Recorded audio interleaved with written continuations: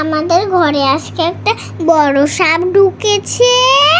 দেখো কত বড় সাপ, আমি কোনোদিন এত বড় সাপ দেখিনি। সাপটা শুধু আমার ব্যাগে দেয়, শুধু আমার ব্যাগের দিকে যায়। ও মনে আমার সঙ্গে স্কুলে যেতে চায়। সাপটা মনে হয় কি আমার সঙ্গে ব্যাগে করে যেতে চায় স্কুলে।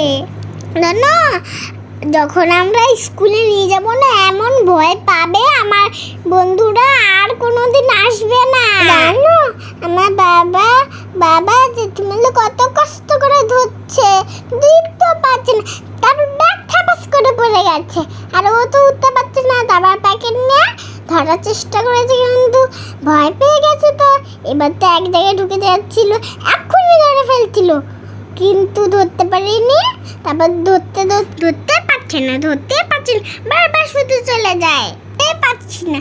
এবার ঠেলে একদম বাইরে নিয়ে যাচ্ছি, কিন্তু যে যাচ্ছেই না। তারপর কষ্ট করে ধরে নিয়ে চলে গেলাম। দেখেছো আমার বাবা কত সুন্দর করে চেপে নিয়ে চলে যাচ্ছে, আর একটা প্লাস্টিক নিয়েছে। তারপর ধরতে পারছি না। তারপর আস্তে আস্তে করে একদম বাইরে নিয়ে গেল।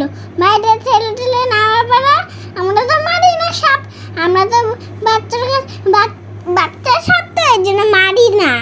বাচ্চা সাপ তো পেটের থেকে বেড়েছে, এবারে তোর মা চলে আসবে, আবার তো ওকে খুঁজবে, এই জন্য ওকে মারি না আমরা। এবার ঠেলে কষ্ট করে নিয়ে গেলাম। তারপর আমরা জঙ্গলের মধ্যে ফেলবো। এই দেখো আমাদের একটা জিনিস হয়েছে, এই যে ঠেলে নিয়ে যাচ্ছি আমরা। আমার বাবা ঠেলে নিয়ে যায়। এখন তো জেঠু ঠেলে নিয়ে যাচ্ছে। এখন জেঠু কত কষ্ট করে তুলছে, কিন্তু উঠছেই না। দেখো লেগে রয়েছে, শুধু লেগে রয়েছে, ভালো করে উঠছেই না। দেখেছো ওটার মধ্যে জড়িয়ে আছে, আমাদের কাছে করছে। ও মনে হয় একটা কথা বলবে আমার বাবার সঙ্গে। এবার যেতে যাচ্ছে না। তারপর আমরা কষ্ট করে তুলছি, কিন্তু যাচ্ছে না। কেন যাবে না, কষ্ট করে একদম ঠেলে নিয়ে যাচ্ছিলাম।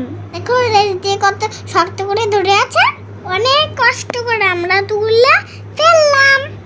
দেখো ঝোপের মধ্যে চলে গেল। ভালো থেকে তোমরা, টাটা।